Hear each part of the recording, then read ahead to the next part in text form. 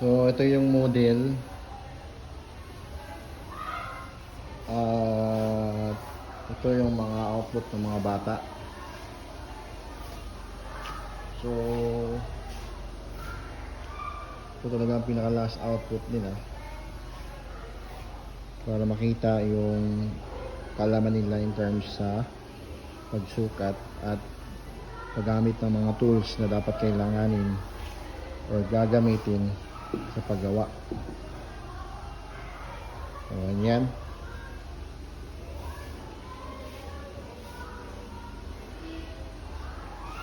So, ito yung grade 10 output. So, makikita mo talaga na yung iba, silang gumawa. Yung iba, nagpatulong sa kanilang mga uncle or tatay nila.